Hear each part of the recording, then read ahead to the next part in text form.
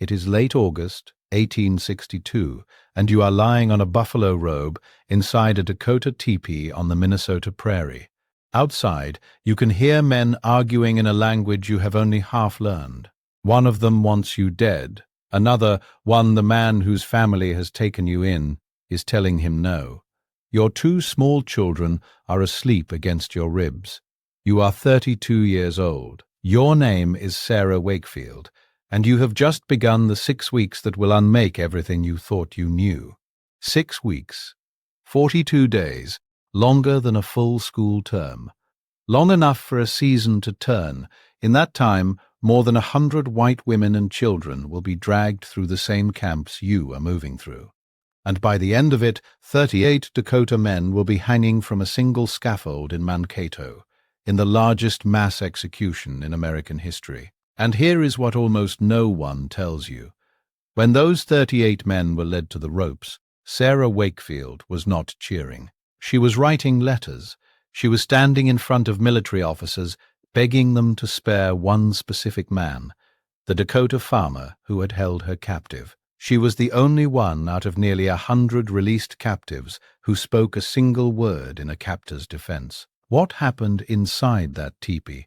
What did she see in 6 weeks of eating, sleeping, and hiding beside a Dakota family that convinced her, against every instinct of her culture, her Christianity, her frontier, that the man her country called a savage had saved her life? And what did it cost her to say so out loud in 1862 in a Minnesota that wanted every Dakota man dead? This is the story they buried under simpler stories. By the end, you will understand why Sarah Wakefield spent the rest of her life trying to correct the record, and why the record refused to change. If you are drawn to the stories the history books left out, the ones that refuse to fit neatly into hero and villain, hit that like button and subscribe. It keeps these deep dives coming. Now, let me take you back to the Minnesota River in the summer of 1862. The Upper Sioux Agency in the summer of 1862 was not a fort. It was not even really a town. It was a scatter of wooden buildings on the Minnesota River, a warehouse, a doctor's house, a school, a store, planted on treaty land that the Dakota people had signed away for annuities they were no longer being paid. The corn was in. The traders had cut off credit. Children in the Dakota camps were hungry and had been hungry all year. Sarah Wakefield was 32 years old and had lived at the Upper Agency long enough to know the faces of the Dakota families who came to her husband for medicine. She was a doctor's wife. She was a mother of 2 small children. She was a devout Christian who read her Bible in the evenings and believed, as most white settlers of her class believed, that she was living on the civilized edge of a savage country. She would spend 6 weeks learning that almost every word in that sentence was wrong. Her husband, Dr. Charles Wakefield, was not there when it began. He had been called away. The sources leave the reason vague, and the doctor's house on the agency grounds held only a mother, 2 children, and a domestic routine that assumed the world would keep behaving. It would not. When the fighting reached the agency, Sarah Wakefield would face the next 6 weeks without her husband beside her. And on the other side of the treaty line, in the Dakota villages, the summer had been its own long crisis. Families had watched promised food rot in a locked warehouse, while a government agent told them their people could eat grass. Warriors argued with elders. Elders argued with each other. Not every Dakota man wanted war. Chaska, the farmer who would one day take Sarah Wakefield into his tepee, was among those who had chosen the government's plow over the warpath, a decision that made him neither fully trusted by his own people nor safe from the whites when the reckoning came. On the morning of August 18th, 1862, that reckoning arrived. It did not arrive as a declared war. It arrived as gunfire at the lower agency store, as a killed trader, as a runner racing north with news, as a screen that had been building for a decade breaking loose all at once. Sarah Wakefield was 14 miles away drinking her morning coffee when the first riders came in. There was no army at the Upper Sioux Agency. There was a handful of agency employees, a few traders, some farmers, a school teacher, and the wives and children who had come along because the government promised the frontier was safe. Fort Ridgely, the nearest real garrison, sat some 45 miles to the southeast. That distance, on a wagon road, in a country now filling with mounted Dakota war parties, was as good as another continent. The Dakota who rose in August 1862 were not a unified army. They were a coalition of bands, Medwakanton, Wapakuta, some Sisseton, some Wapakuta, moving fast, organized around leaders like Little Crow, using rifles they had traded for and horses they had bred. Their strategic advantage was speed and knowledge of the country. Their weakness was that no two war leaders wanted the same war. Some wanted total expulsion of the whites. Some wanted revenge and negotiation. Some wanted nothing to do with any of it. Little Crow was the name every white settler in Minnesota would soon speak with dread. He had not wanted the war. He had, in fact, tried to argue his own people out of it the night before it began.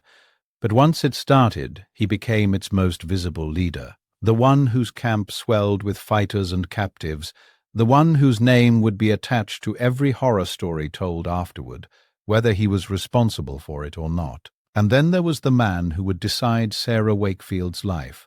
Chaska Wechanquastadompe in Dakota was a Medwakanton farmer. He had recently lost his wife. He lived with his mother. He had traded the old ways for the plough at the government's urging, and he had known Sarah Wakefield by sight and by kindness. She had shown him and his family small courtesies at the agency, the way one neighbor knows another. He was a man carrying grief, standing on the wrong side of every line the war was about to draw. Here is what should stop you cold. The man history remembers as one of the savage captors of the Dakota War was, at that moment, a widower who farmed corn, lived with his mother, and had spent the previous year politely accepting medicine from Sarah Wakefield's husband. That is who took her into his tepee. The story is going to move through a camp, Little Crow's camp. That was itself a moving thing, not a village, not a fort, a drift of tepees pitched wherever the war and the pursuit put them, beside the river, on open prairie, in wooded creek bottoms. Sarah Wakefield would sleep in a different place almost every week. Her sense of geography by the end would be a smear. The decision that shapes everything that follows was not Sarah Wakefield's, it was Chaska's, and it was made in the space of about 30 seconds beside a prairie road on the afternoon of August 18th. Picture it. A wagon has been stopped. A man, George Gleason, an agency clerk who had volunteered to escort the doctor's wife toward Fort Ridgely, lies dying or dead in the dirt. Sarah Wakefield is on the ground beside the wheel, holding her 2 children against her body, waiting to be shot. The man standing over her with the rifle is Happer. He is angry. He is armed. He has already killed once in the last 5 minutes, and every part of the situation says he is about to kill again. And Chaska steps in. Whether he stepped between the barrel and the woman, or whether he grabbed the gun, or whether he simply spoke, the accounts vary, and Wakefield herself wrote different versions on different days. The substance is not in dispute. He recognized her. He named her. He said, in effect, "This is the doctor's wife, and she is mine now, and you will not touch her." Whether every word happened exactly that way, historians have argued for a century and a half. The emotional truth of the moment is beyond argument. In the space of one refusal, on a road nobody remembers by name, a Dakota farmer who had lost his wife decided that a white woman and her 2 children were going to live. Zoom in on that, on the road, on the wagon wheel, on the mother pressing her palm against the mouth of her smaller child so the child would not scream. That palm, that mouth, that road, that is where American history actually happens, not in the treaties. There, she did not know it yet, but the 6 weeks had just begun. That morning of August 18th, 1862, Sarah Wakefield had done what any careful mother does when strangers ride into an agency yard with news of killing. She packed, not much, a change of clothes for the children, some bread, a shawl. George Gleason harnessed a wagon, 2 adults, 2 children, 1 road. 45 miles between them and the guns of Fort Ridgely. On a good day, in a light wagon, that road could be made in a hard afternoon and a harder night. George Gleason was an agency clerk. He was not a soldier.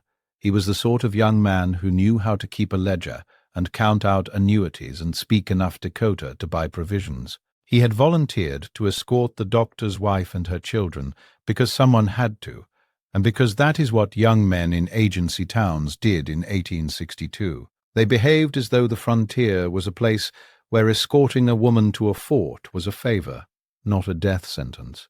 He was wrong about that. The road bent southeast through open country and scattered timber. It was late afternoon. The children were tired. Wakefield later remembered singing to keep them quiet, though she could not remember which song. Somewhere in that stretch of miles between the upper agency and the lower agency, the wagon came around a bend, and 2 Dakota men stepped out of the grass with rifles. One of them was Harper. The other one, standing behind him, was Chaska. Harper was drunk, or close to it, and he was in the mood the war had put many men in, the mood of a man who has just been told his people are finally hitting back, and who intends to be one of the ones hitting. He had a rifle. He had authority in the moment, because he had the rifle. He shouted at Gleason. Gleason, probably not understanding, probably reaching for his own weapon, probably doing the ordinary human thing of trying to protect a woman and 2 children, did the wrong thing. The gunshot came before any negotiation was possible. Gleason fell out of the wagon. He did not die instantly. Wakefield remembered him calling out.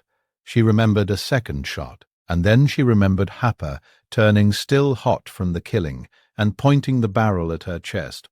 Hold on that. A woman kneeling in the dust beside a dying man, 2 children in the wagon behind her, watching, and the rifle already turning. That is the frame that hangs for 1 second between Sarah Wakefield's old life and everything that came after. 1 second. That is all it was. Chaska stepped in. We have already watched him do it. The road, the wheel, the refusal, but in the moment itself, from Sarah Wakefield's point of view, it was not a heroic tableau. It was chaos. It was a man she vaguely recognized shouting at a man she did not, and both of them arguing over her body while her children screamed in the wagon bed. When it was over, she was still alive. Gleason was not. And she had been informed that she now belonged to Chaska's family. They put her on a horse. They put the children with her. The wagon and Gleason's body were left. They rode. Wakefield, in the narrative she would later write, remembered the terror of not knowing where she was being taken, and the strange, separate terror of being told she would not be harmed. Both terrors were real. Both were partially true. Neither told her anything about what the next 42 days would actually contain. Wakefield later wrote about her first hours in the camp, and the line she chose to describe her situation is the one worth carrying with you. She wrote, "I always felt safe when I was in Chaska's tepee, for he always cautioned me when he went away not to go out unless I was obliged to. That safety was real. It was also conditional." Read that sentence again. Safe, a word a settler woman is using in 1862 about a Dakota tepee, a word that violates every captivity narrative ever printed in an American newspaper. That single sentence from that single woman is why we are still telling this story 160 years later. The first night, Chaska's mother made room for her. There were buffalo robes, there was a fire in the center hole, there was smoke rising through the opening at the top.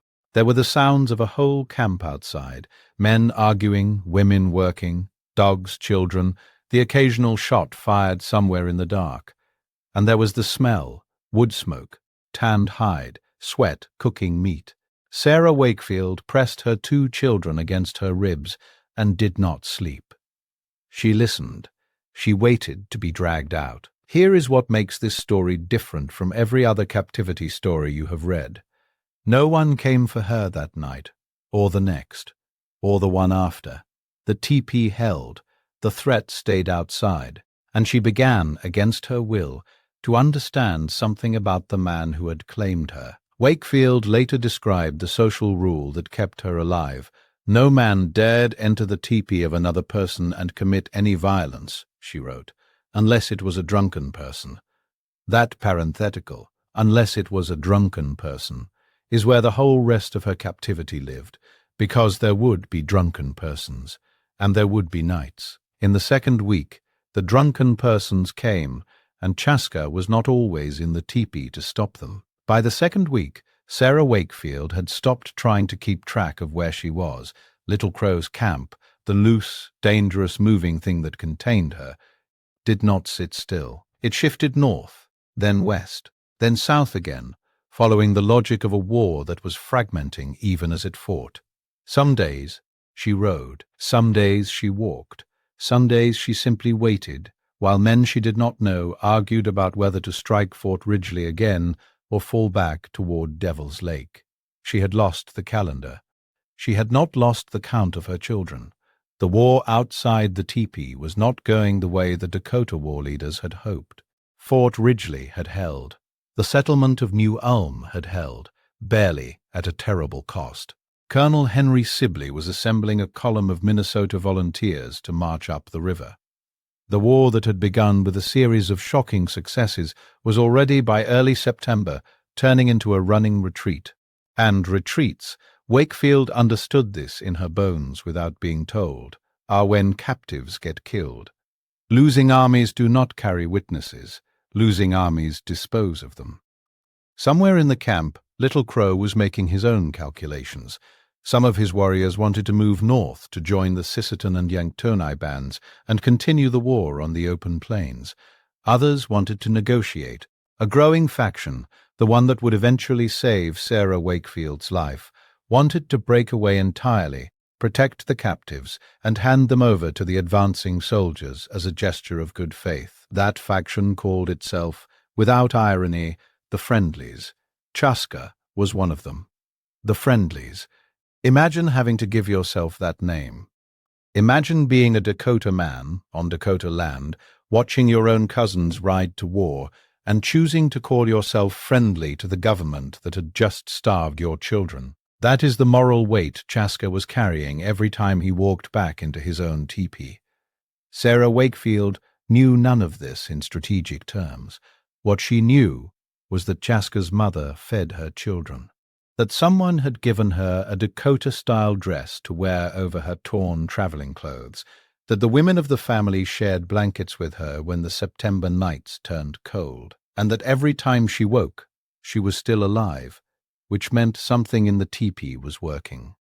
Hapa was not gone. Hapa was, in fact, still around the camp, appearing at odd hours, arguing with Chaska in low voices Wakefield could not follow, sometimes drunk, sometimes cold sober. The man who had killed George Gleason and had come within a heartbeat of killing her had not been punished for it. He could not be punished for it. He was, in the ecology of the camp, another armed man with his own grievances, and the only thing standing between him and Wakefield was Chaska's word. There was at least one night, Wakefield described it later without dwelling on it, when Hapa came into the tepee with a knife.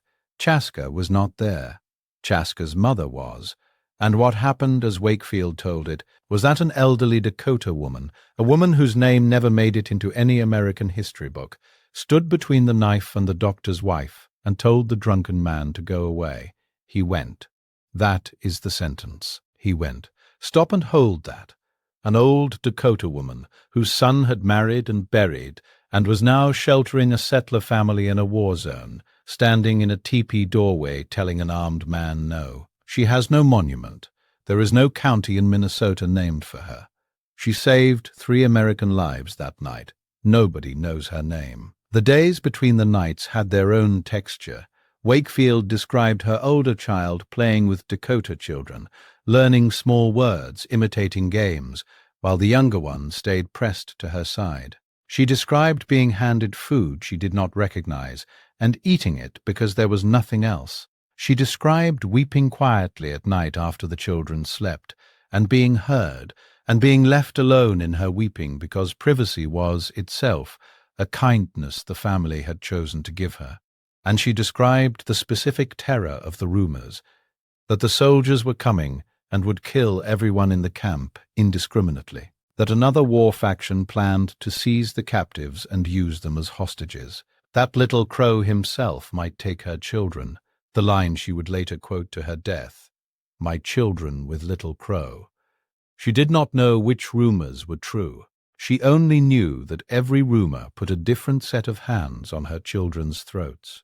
Something happens to a person over 6 weeks of enclosed, dependent, watchful life inside a stranger's household. Sarah Wakefield, who had entered the teepee expecting horror, began to notice things. She noticed that Chaska's mother handled his belongings with a precise, ordered tenderness. She noticed that when children misbehaved, they were not struck. She noticed that food, however scarce, was divided evenly. She noticed that the men who came into the teepee took off their weapons at the entrance.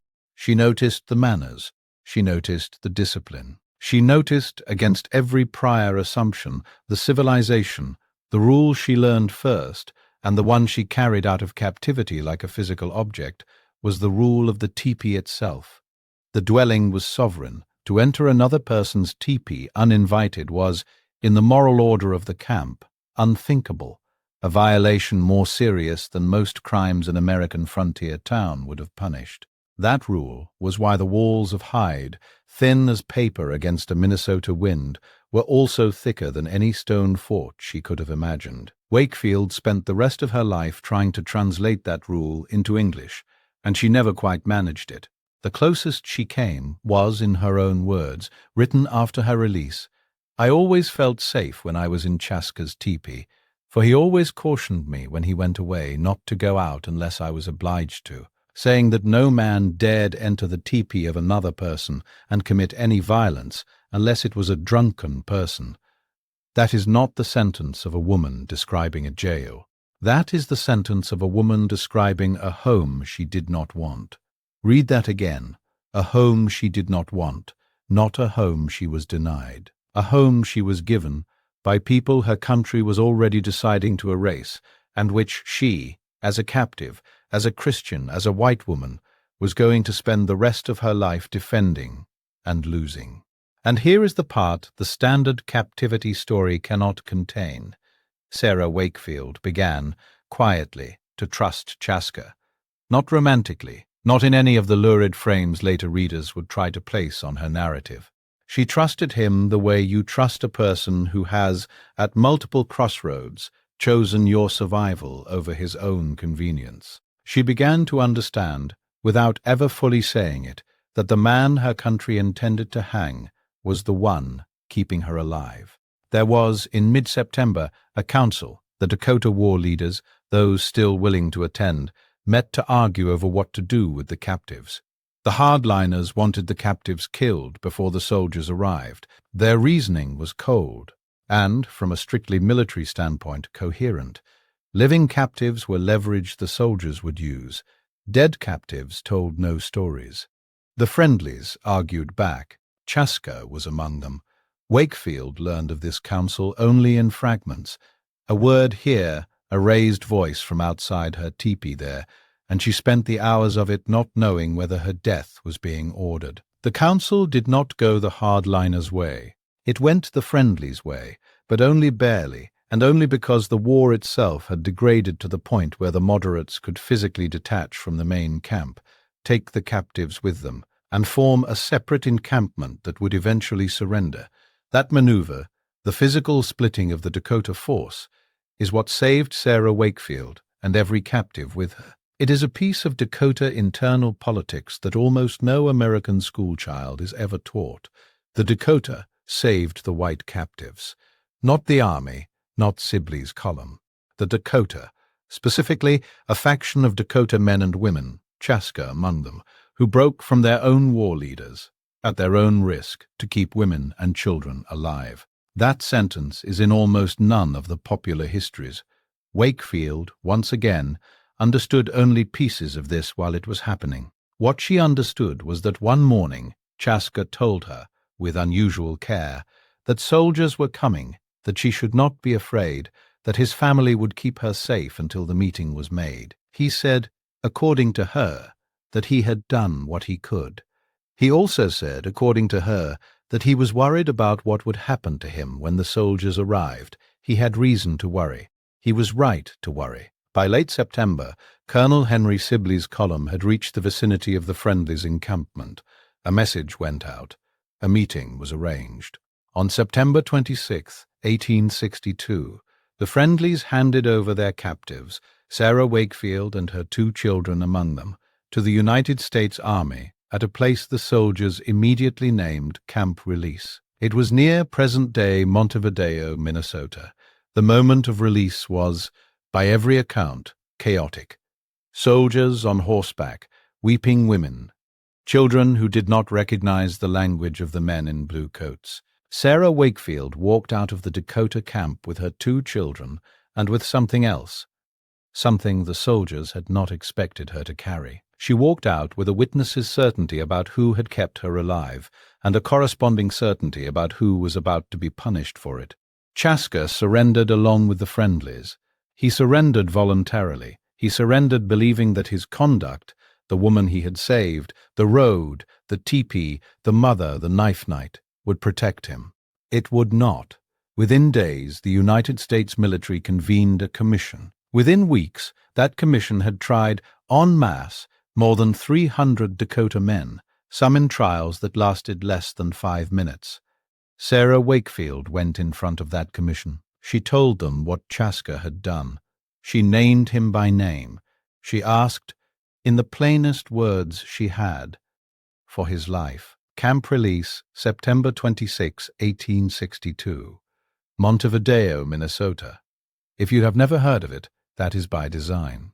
The story that American memory kept from the Dakota War is the story of the executions and the trials, and the story it forgot is the story of the release, the moment when Dakota families, at their own risk, walked white women and children out of a war zone and handed them, alive, to the same government that would spend the following winter hanging their sons. Sarah Wakefield walked out that day.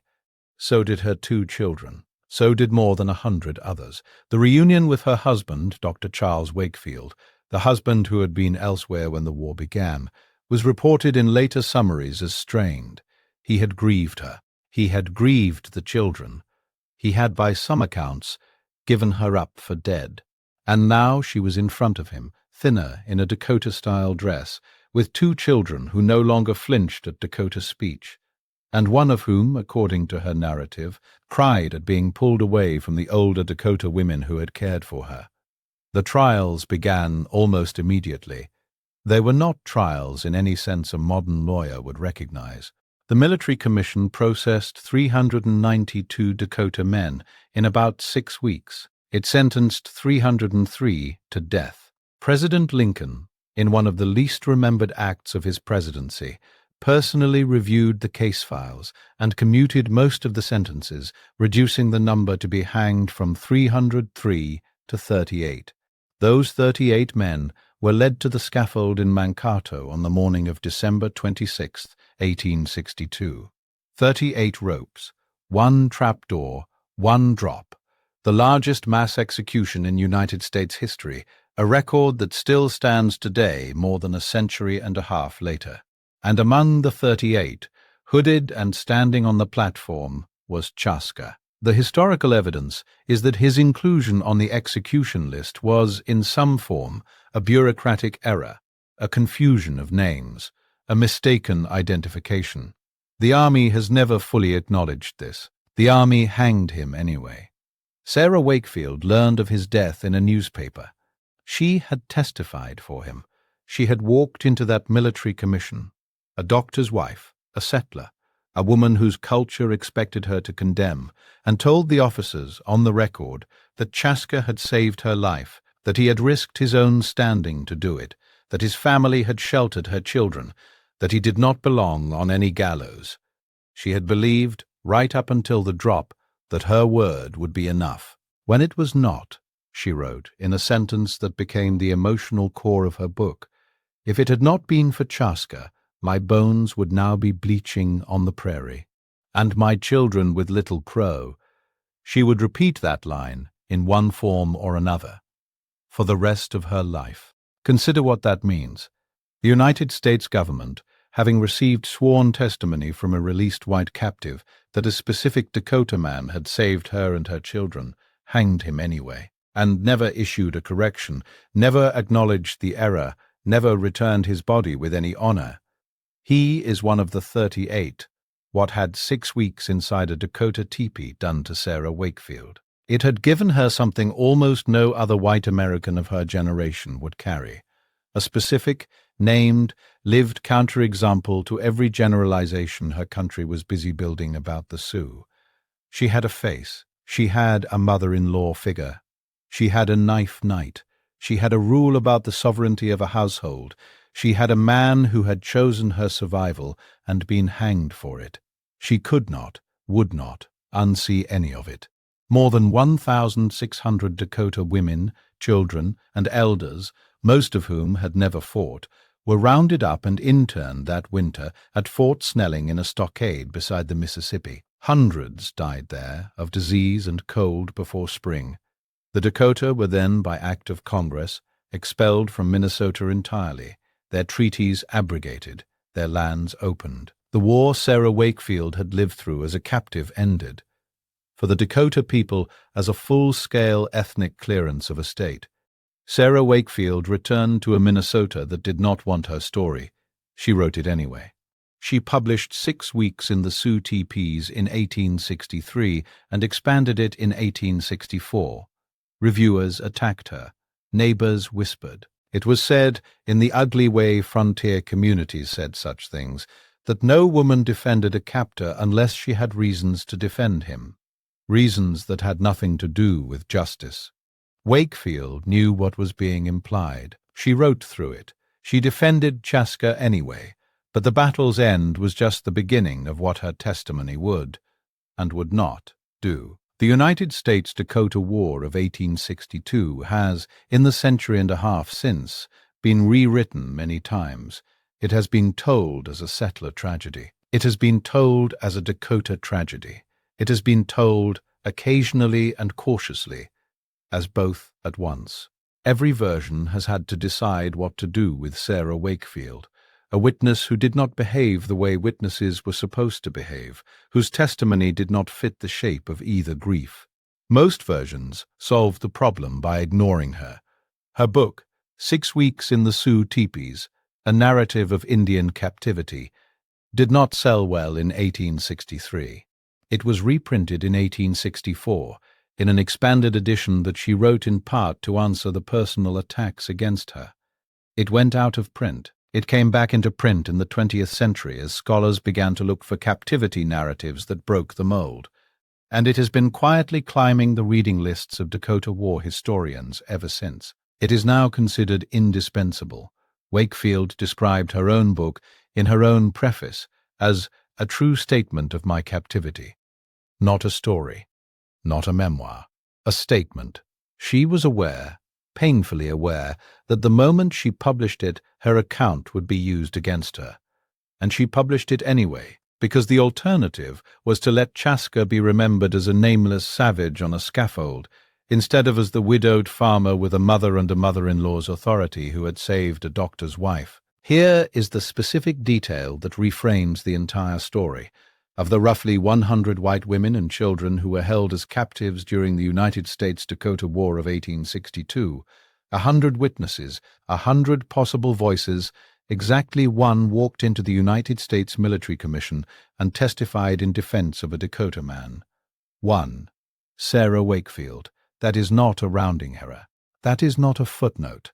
That is a data point about American memory. Given 100 human beings with first-hand knowledge of Dakota conduct in wartime, 99 chose silence or condemnation. She did not, and her country hanged him anyway. The scaffold at Mankato has been dismantled. The Upper Sioux Agency is now a state historic site. Camp Release has a stone marker most travelers drive past without slowing down. The Dakota people, forcibly removed from Minnesota in 1863, are still fighting, through descendants, through scholarship, through law, to re-establish a full presence in the land that was theirs. And somewhere in that long, unfinished argument, Sarah Wakefield's small book keeps circulating, a quiet piece of evidence that the story was never as simple as the newspapers claimed. Go back to the tepee. Late August, 1862. A woman on a buffalo robe with two small children pressed against her ribs. Outside, men are arguing about whether to kill her. Inside, a widowed farmer and his mother are deciding without ceremony that she is going to live. 6 weeks, 42 days. Long enough for a season to turn. Long enough for a settler woman to learn that the wall between civilization and savagery, the wall her whole culture depended on, was thinner than a sheet of tanned hide. And that, on the other side of it, someone was keeping her alive. If stories like this, the ones history tried to bury under simpler stories, matter to you, subscribe. There are more of them, and they deserve to be heard.